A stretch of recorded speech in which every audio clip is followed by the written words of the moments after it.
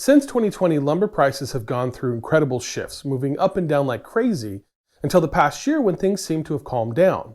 Well, things are starting to shift again, and in this video I'll explain what has happened, why, and what is coming next, so stick around.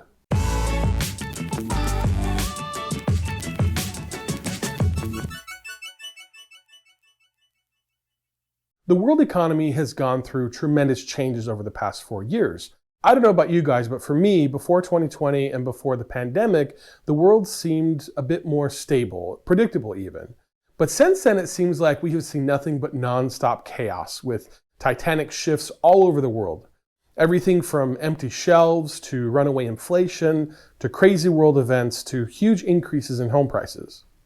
During all this time, I've been watching lumber prices and reporting to all of you on what I'm seeing. And what I find interesting is that lumber prices seem to really be a microcosm or a leading indicator for what is going to happen with the rest of the economy. So in my view, understanding what is going on in the lumber markets and the reasons why can really help us understand what is coming next for the economy as a whole.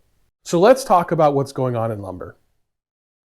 First of all, lumber is a commodity, meaning that it's a raw good or a good that's used to produce other goods. And there are two main subcategories of lumber. The first is softwood, which includes trees like pine, spruce, and fir. And then there are the hardwoods, with common species like oak, cherry, and maple. Hardwoods are most often used for furniture and flooring, but can also be used for paper pulp, pallets, and other items. Softwoods are also sometimes used for furniture, paper, and pallets, but are most often used for construction, and new home construction in particular.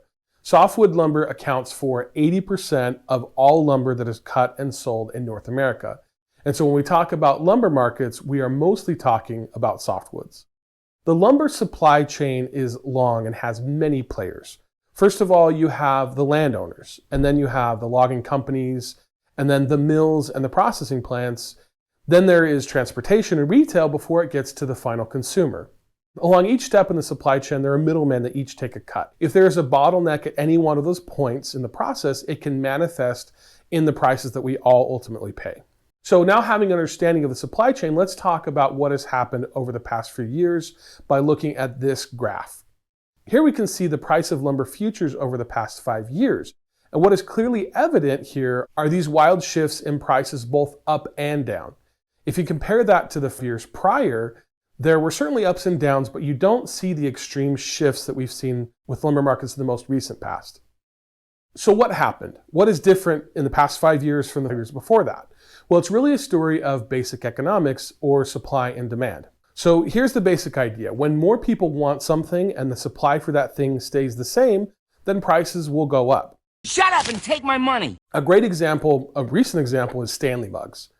A few years back, they were more reasonably priced, but for some reason, people went crazy over them, and the prices went nuts. In fact, Stanley was selling some of their mugs for upwards of $60 a piece, and they were selling on the secondary market for hundreds of dollars. And for some reason, there was demand, and some people were willing to pay.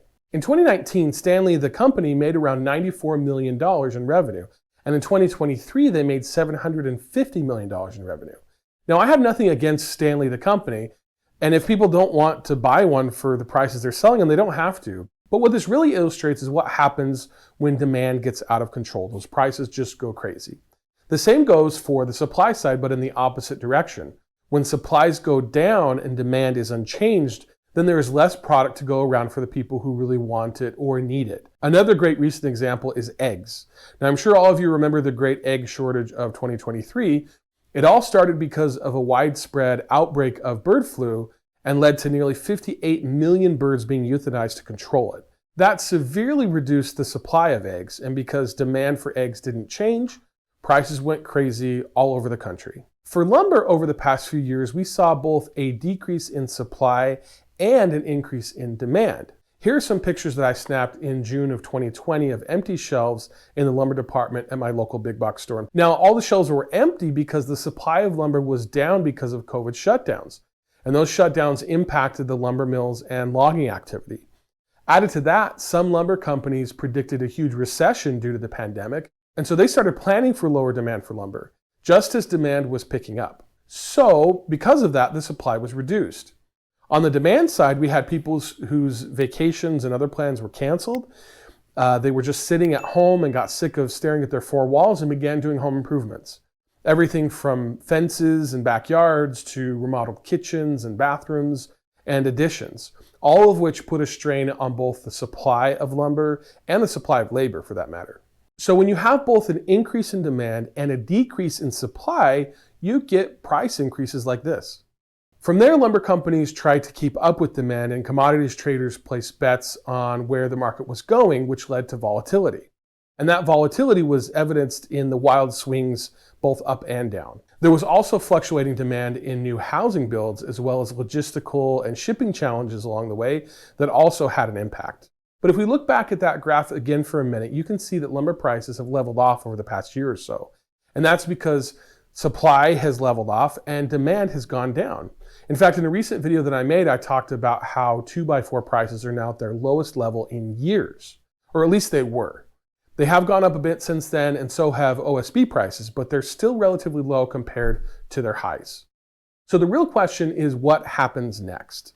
Now, to be clear, it's really impossible to predict exactly what is going to happen in any market because there's just so many variables. And so what you really need to do is to take all of the information that you have at the time and make decisions based upon what you do know. And then you make adjustments as more information becomes available. So let's talk now about what we do know and how that will impact lumber prices going forward.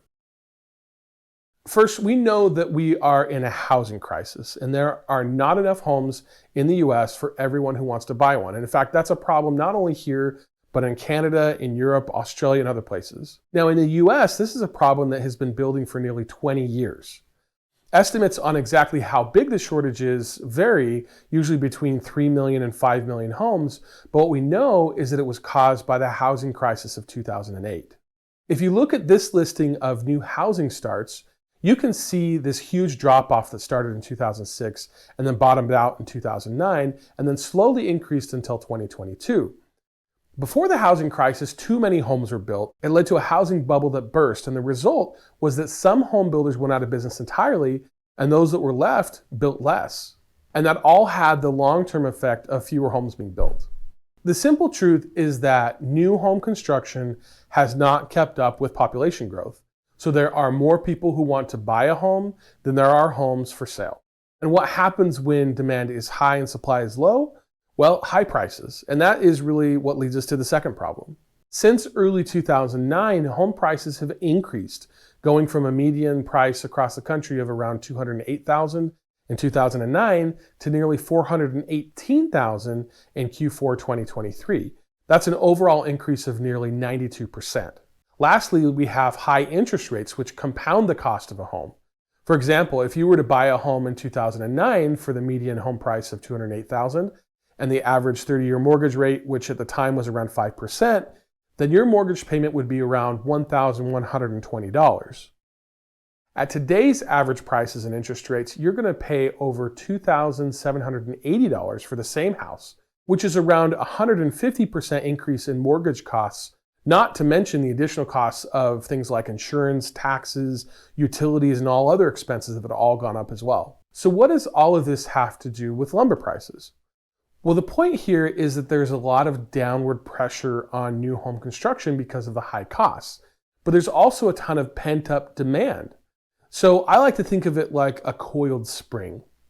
Now, the pent-up demand is like the table. It's not likely to go anywhere, and while people may give up searching for a home in the short term, they're always going to be watching for a change on the other side. And that other side represents the cost of a home, both home prices and interest rates. We know that a 7% interest rate is high, and while no one expects it to come down to 2% anytime soon, it is going to change. And as soon as some of that downward pressure is relieved, that spring will bounce and new home construction will take off like a rocket. And what does that mean for lumber prices? Well, of course, they're going to go up, but by how much depends mainly on timing. Recently, several lumber companies have shut down mills or curtailed operations. Basically, they are producing less, and they do this when lumber prices get too low to the point where they are not able to make enough money to support the cost of their operations. In some cases, those mills can just lay dormant for a bit and can be put back online within a few months. In other cases, though, they're closed forever and they're never coming back. So if that lumber spring goes off too quickly, lumber companies will not have enough time to ramp up their production in order for the supply to meet the demand. And if that happens, we will see crazy fluctuations again like we did in the past. So the question is, how likely is that? Well, I don't see home prices coming down significantly at all. And so the only hope to reduce some of that burden or some of that downward pressure is to have lower interest rates. Interest rates are one of the tools that the Federal Reserve uses to manage the economy. And when inflation gets out of control, interest rates are increased, which reduces the velocity of money through the economy and cools things off. And that's what we've seen over the past few years. Now, the Fed has been watching the rate of inflation and was planning on multiple rate reductions this year because inflation was getting close to their target of 2%. But recently, inflation numbers did not go down as much as was expected. And that means that the Fed will likely not decrease interest rates anytime soon. And that means that that spring is not likely to go off anytime soon. Another thing about interest rates is that they can also impact home builders.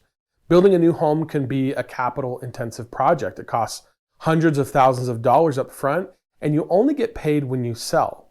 So for that reason, a lot of builders borrow money to make it all work.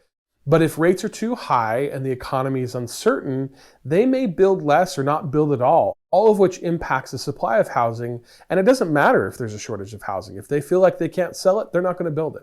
So again, what does that mean for lumber prices? Well, if interest rates stay high and home prices stay high and home building remains low, then the demand for lumber will stay fairly steady, and so will prices. Now, what I think is that we will see prices come up just a bit from their most recent lows.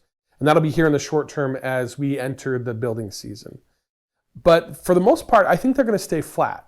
Now, that is until something changes in the economy and either the supply is cut short due to additional mill closures or until that spring is finally sprung by lower costs and that pent-up demand is unleashed due to lower interest rates or lower home costs. Either way, I'll be watching and I'll let you guys know what I'm seeing. All right, so I want to know what you guys think. Are you seeing more building in your area or are you seeing less?